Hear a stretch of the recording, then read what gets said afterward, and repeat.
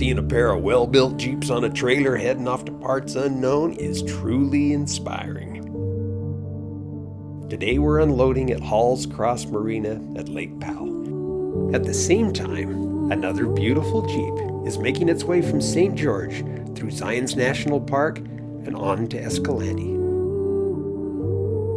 Destination, the Hole in the Rock Trail. Now, Hole in the Rock is one of those bucket list trails that's just full of history.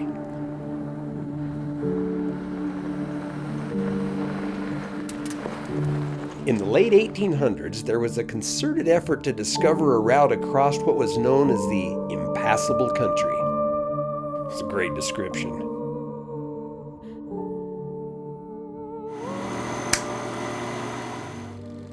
This was a select company of seasoned and well-trained men and women, hand-picked from among the settlers of southwestern Utah. The primary purpose of their mission was to win the favor of two hostile tribes of Indians, to provide a buffer outpost against the encroachments of refugee outlaws and invading cattlemen. The area was said to be filled with marauding Indians, bank robbers, horse thieves, cattle rustlers, jailbreakers, train robbers, and generally desperate criminals. The settlers' goals were to reduce to a minimum the continuation of their terrorizing and plundering, and also to cultivate better relations with the Indians and establish permanent settlements. Another reason was that the LDS Church wanted to find a place for its converts from the southern states to make homes in a climate like they were more accustomed to, a warmer climate. Nailed it.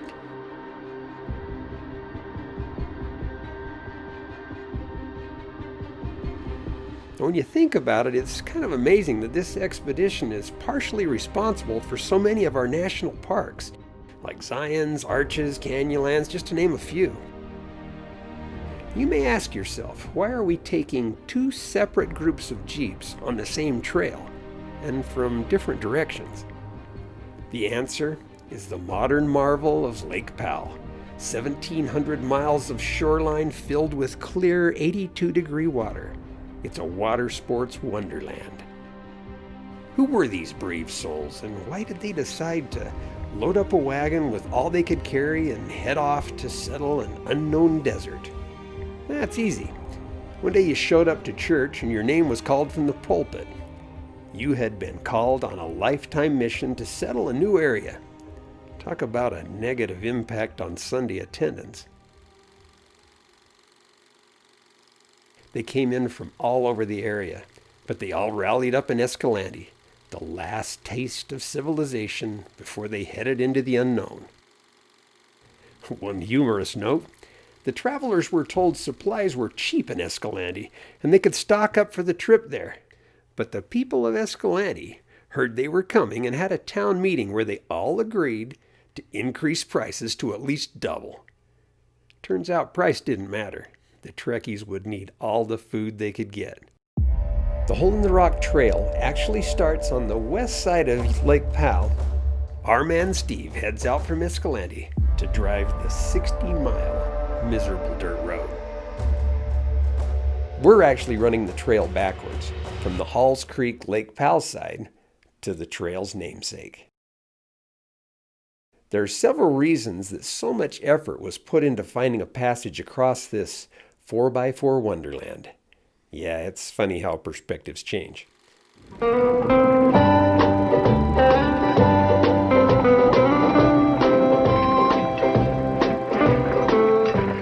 By the 12th of November, 1879, the vanguard wagons had left Potato Valley and had plunged into the desert. Over 60 miles of raw terrain lay between them and the Colorado River. The route across this area added literally months to a trip, and the pioneers had been asked to settle the area. A trade route was imperative.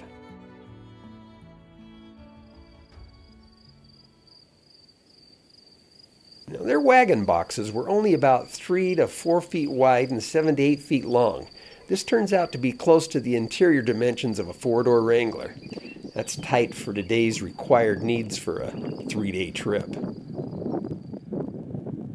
While our Jeep tires run about 37 by 1350 or so, the wagons were running 44s on 3 inches wide. Now the wagons were running 44 on 3s on the front for some steering clearance and 50 by 3s on the rear with a narrow 64-inch track that's common to today's UTVs. Today's modified Jeeps are closer to 82 wide on the outside edges of the tire, so the wagons were tippy to say the least.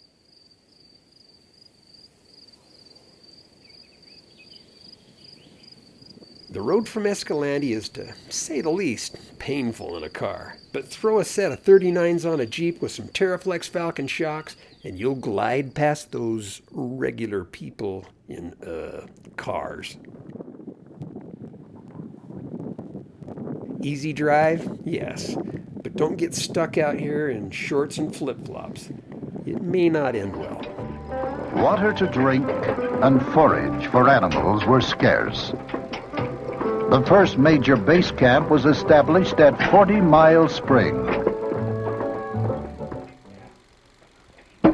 It may have been here that for the first time, members of the pioneer band became aware that perhaps the sacrifice of their difficult trek was an exercise in cruel futility.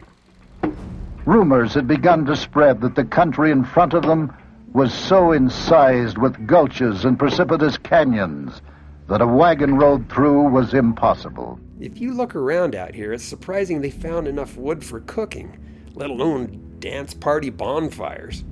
And while you're looking, ponder what hundreds of head of loose cattle and horses would eat. Water was always a problem, but food soon became the issue as the time spent in building the trail dragged on into the winter. The trail on the other side of the lake is a different story, but the lead up to the actual trail is an easy dirt road. But when the actual trail starts, it's a jeeper good time. The old half-track doesn't happen to be part of it, but it's an intriguing trail landmark. We're on the right path.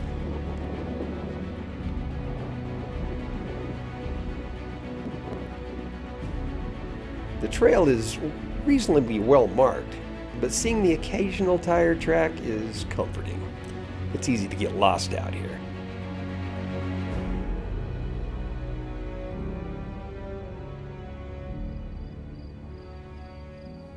I have no idea how the pioneers navigated this stuff.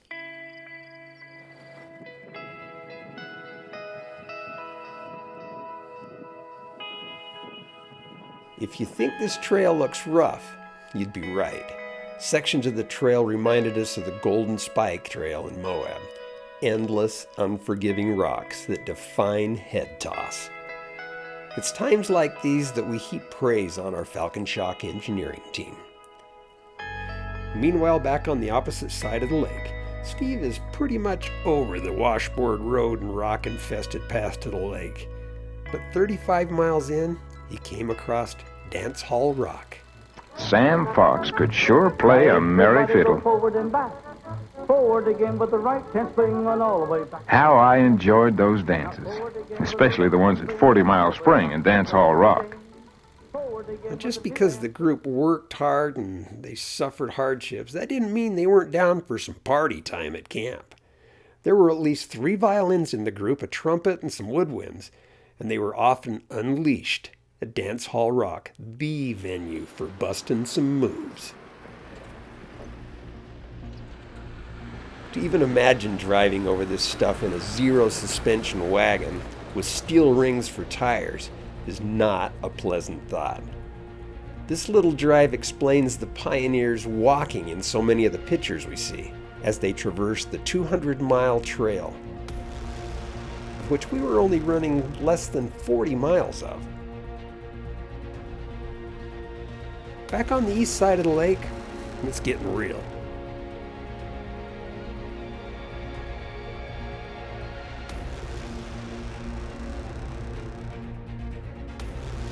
The occasional obstacle brings the intensity level back to the trip. It's great for a jeeper, and probably not so great for a wagon.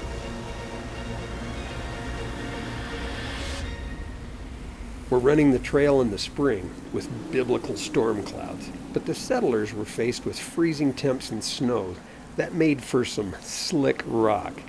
But for us, the traction is incredible.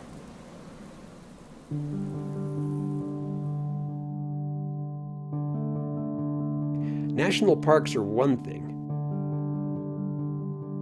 but getting out on your own in a Jeep and enjoying a freedom that so many will never experience.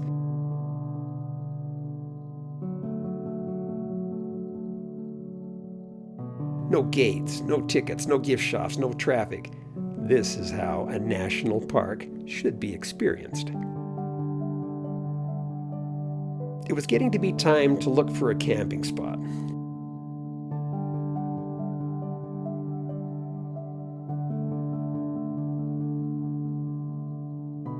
We liked this one, so we camped here. No reservation required.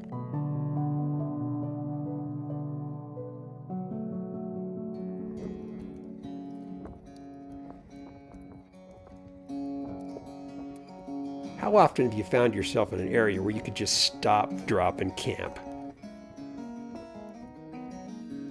Alone. Campfire time is always something to look forward to.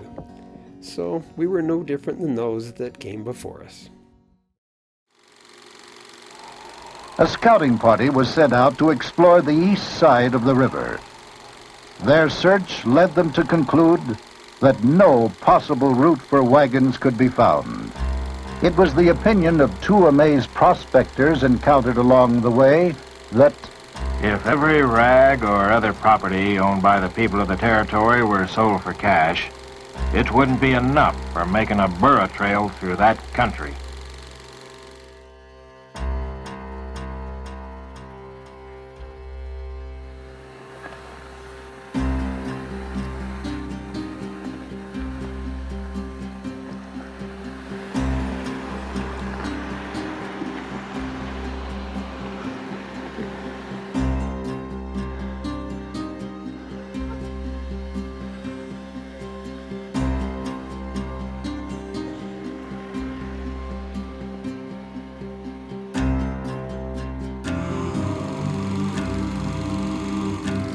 a second scouting party was dispatched to the other side of the Colorado on December 1st. One party member summed up his findings. We gave up all ideas of a road being built there. As a result, company leaders reached a tentative decision. The expedition would have to be abandoned. The camp was strengthened and united. We decided to go on. We agreed that President Silas Smith should go back to the settlement to see if he could get an appropriation from the legislature for powder and supplies. Brother Platt Lyman took over the job of moving the company forward. Even with supplies and powder sent to them by the state legislature as well as the LDS Church, it's impressive they got the task done in 6 weeks. Steve is almost halfway on his enjoyable 120-mile field trip.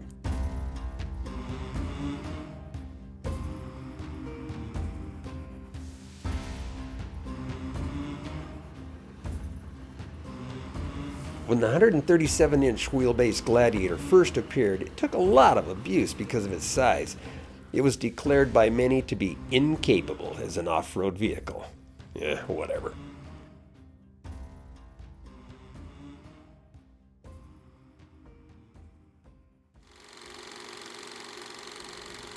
Half of the group camped above the hole. The rest stayed at 50 Mile Spring. The most difficult job along the entire route to San Juan was getting down through the hole to the river. The hole was really a narrow slit or crack. At least it was until the Cedar City boys, the blasters and blowers from Wales, went to work on it.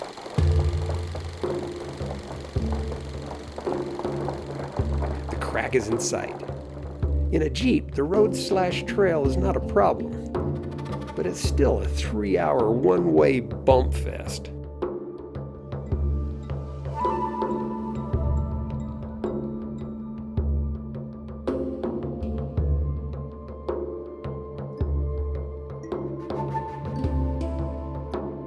Not even the mountain sheep could negotiate the ridiculously steep and narrow hole in the rock until the expedition got busy with picks and dynamite.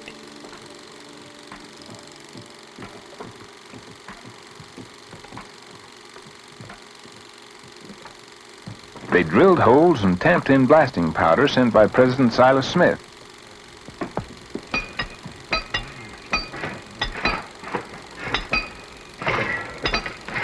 Now, the blasting not only widened the gap, but falling rock served as a fill for the steep, jagged road bed in the bottom of the gap. It sure made the dirt and rock fly.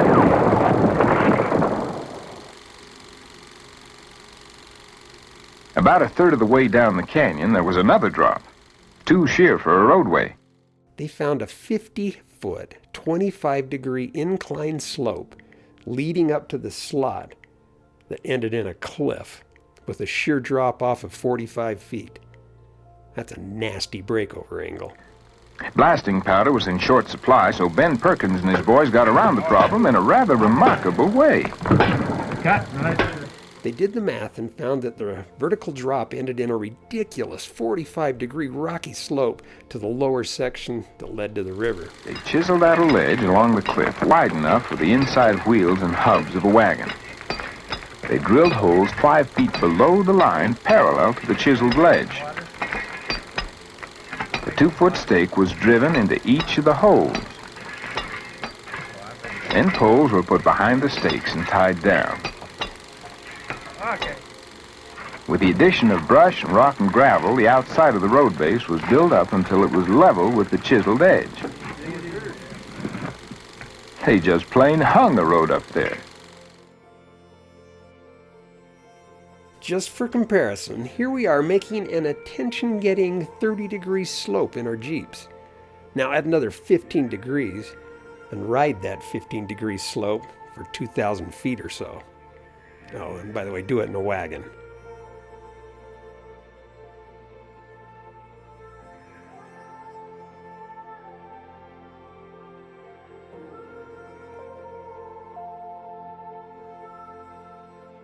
Most of the trail is just that, a trail, but the occasional obstacles keeps things real. This obstacle was great for finding lost items under the seat.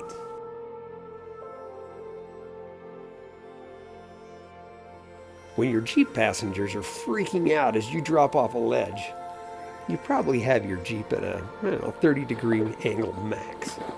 45 would cause passenger heart failure, instant loss of friendship, and possibly your Jeep.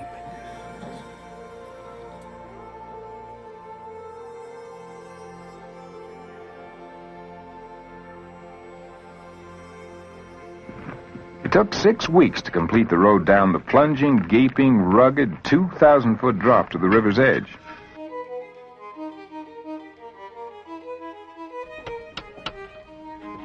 On the morning of January 26th, the road from the top of the hole to the river was completed. The time had come to send the wagons crashing down either to safety at the bottom or a disastrous fate among the rocks below. The slick rock provides great traction for rubber tires on a hot day. But throw on some snow and cold and it's easy to appreciate the stresses they're subjected to. And this after dropping almost vertically down a crevice that was so steep their horses couldn't even take the first step, or wouldn't. They had to hook up a blind team to take their first wagon down through the hole in the rock. I am Albert R. Lyman. I was carried in my mother's arms down through the hole in the rock to the Colorado River in 1880. When our turns came, I'm sure we all share the sentiments of Sister Elizabeth Decker. Coming down the hole in the rock to the river was bad. It sure scared you to death to look down. The cliffs on each side are 500 feet high, and there is just room enough for a wagon. The trail ends short of the lake, but the 2-mile walk down to the water will reveal some pretty cool tracks in the rocks. The expedition started in the summer of 1879 and lasted a full year. Now, why go through so much grief to open up the hole in the rock trail? At the bottom of the canyon, Charles Hall, his sons, and others, including some Escalante folks, built a ferry to transport wagons across the river. Once over the river and up the dugway on the east side, we were confronted by the roughest country that any of us had ever seen. They'd been called on a mission to find a path and settle the area. Failure just wasn't an option. This area was even described as beautiful by the early settlers, despite them breaking trail in the winter months. It was in the middle of the winter. Supplies were running short, and when a wagon showed up with 40 pounds of cheese and 200 pounds of pork. By February 13th, we had established a camp 2 or 3 miles below the top of the plateau. A couple of men from Panguitch arrived there to help with the road. They brought with them some pork and 40 pounds of cheese from the tithing office. Since the cheese wouldn't go far among 250 people, it was auctioned off. As a result, we called the place Cheese Camp.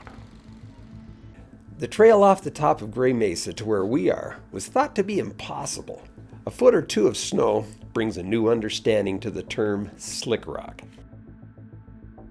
The actual trail diverts, then joins our path in several areas, but overall, it's pretty true to the path of the 250 men, women, and children, 80 wagons, and hundreds of loose cattle and horses that they were traveling with. Feeding so many was never easy, and water, that was another story. When we run a trail, some of the first questions asked is this an in and out the same way trail?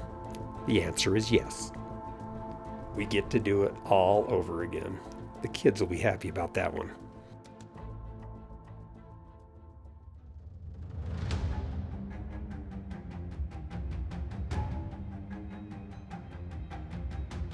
The 4 scouts that were sent out to find a path through the area were stuck on the massive mesa with no way down the steep rock.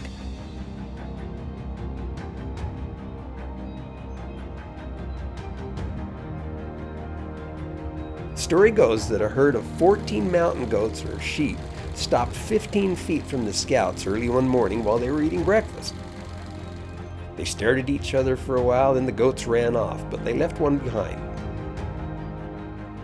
One of the scouts considered shooting the goat for much needed food, but just couldn't do it because of the beauty of the creature. Long story short, he followed the goat and it led him, stopping every so often as if waiting for him to catch up. Then it was off again. At some point it vanished near the edge of the mesa. As the scout looked for it, he discovered the path the goat had taken off the steep mesa. They had been shown the way they'd been searching for. By the way, they did this in 8 inches of fresh snow. He returned to the others and proclaimed his find, and the rest is history. An Eagle Scout project by the great-grandson of George Hobbs, one of the expedition scouts, did the work of marking the actual path off the mesa. It took a lot of work, but marking the trail will preserve history for decades to come, and it's worth the walk. Thanks, Chad. The road crew went to work again, zigzagging from one ledge to another, following the route taken by that sheep. The road off the plateau was only a half-mile long, but the jog took a week.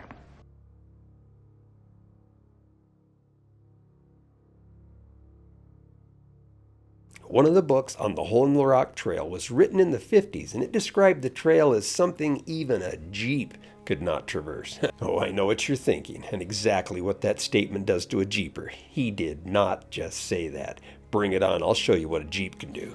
Yeah, that's what I thought too. But no, he was right. The roads they build are all but gone. The path we took in the Jeeps to the top of the mesa was a bit longer, but at least it was passable, and the view from the top is something to behold. Tuesday the 17th found us up on the flats. The going was easy. We could see the Henry Mountains to the north, and on the right of us was the San Juan River Gorge. It was deep and inaccessible. The mesa is 7.5 miles of nice flat, so we were able to make up some time. From the top of Great Mesa down to Lake Powell is some great wheeling, but it wasn't so great in the wagons.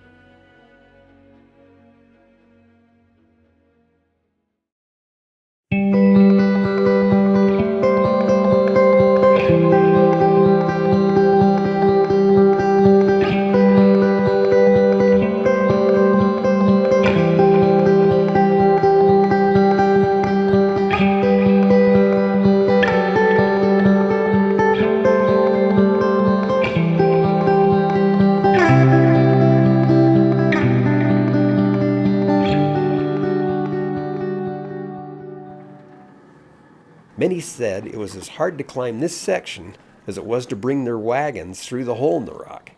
The chute became and has remained a landmark obstacle on the trail. Traction for the teams was always an issue, and up to 7 teams were tied together to get a single wagon up the chute.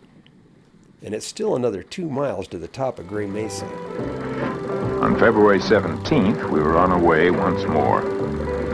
Before long, we found ourselves moving up a natural cut in solid rock.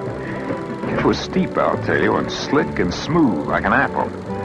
But our teams and wagons went up through it.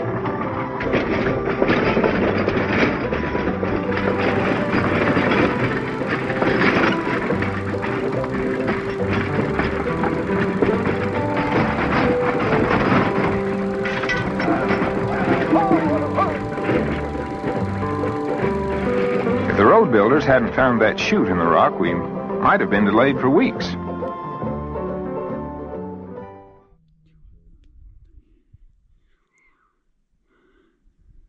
Pockets of water found on the rock provided drinking water for all organic life on the trail.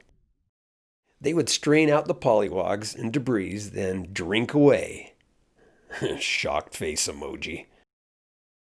These folks had some kind of an immune system. Not a single death occurred among the members of the expedition. There must be something living in there. The question is, how big is it?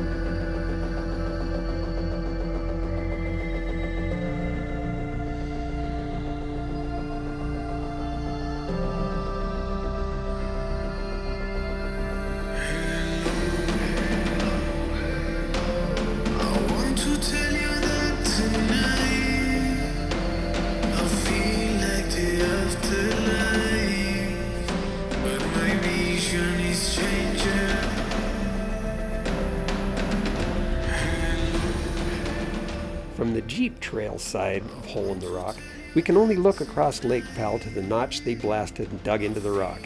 It's another 2 miles to the lake, and it's not open to drive.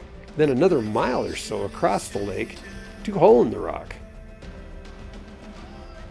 You'll want some vision enhancement to get a good look, but it is something to behold.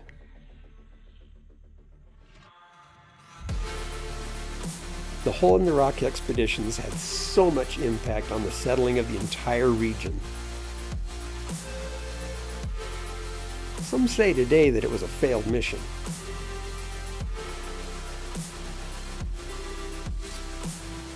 But history proves them wrong. This entire area is really something.